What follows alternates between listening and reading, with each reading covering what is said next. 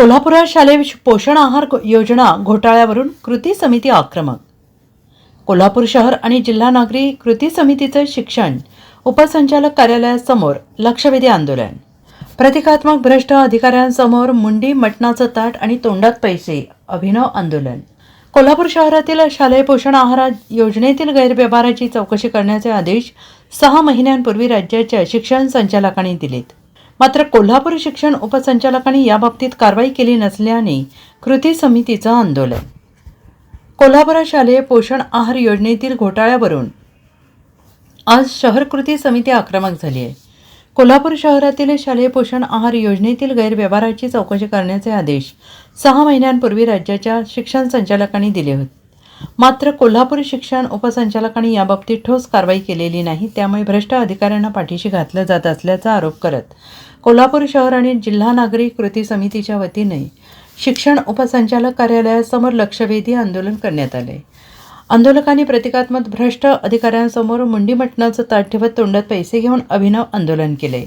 या आंदोलनात लहुजी शिंदे या कार्यकर्त्याला भ्रष्ट शिक्षण अधिकारी बनवून त्याच्यासमोर चिकन बकऱ्याची मुंडी ठेवत निषेध व्यक्त करण्यात आला.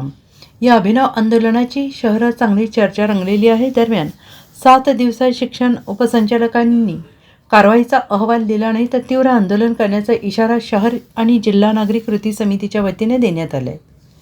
कोल्हापूर शहरातील शालेय पोषण आहारामध्ये गैरव्यवहार झालेला आहे म्हणून राज्याच्या शिक्षण संचालकांनी कोल्हापूरच्या उपसंचालकांना या प्रकरणी चौकशी करण्याचे आदेश जुलै 2025मध्ये दिले होते. पण गेली 6 महिने झालं भ्रष्ट अधिकाऱ्यांना पाठीशी घालण्यासाठी शिक्षण उपसंचालक कार्यालयामार्फत याची आज अखेर चौकशी झालेली नाही. याबाबत आम्ही वारंवार नागरिक कृती समितीच्या वतीनं निवेदनं दिली, आंदोलने केली, तरीही या निर्डावलेल्या अधिकाऱ्यांनी ही चौकशीच केलेली नाही. म्हणून आज शिक्षण उपसंचालक कार्यालयावर अभिनव पद्धतीनं आम्ही निदर्शने केलेली आहेत. याच्यामध्ये भ्रष्ट शिक्षण अधिकारी पैशाची मागणी करत आहेत, मटणाची ताटं घेत आहेत.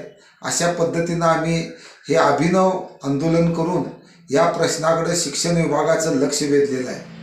येत्या 7 दिवसामध्ये या शिक्षण उपसंचालकांनी या गैरकारभाराची चौकशी करून आमच्या समक्ष अहवाल जाहीर केला नाही तर पुन्हा आम्ही नाईलाजानं या शिक्षण विभागाच्या विरोधामध्ये उग्र आंदोलन केल्याशिवाय राहणार नाही. Bureau report SVN Marathi, Kolhapur.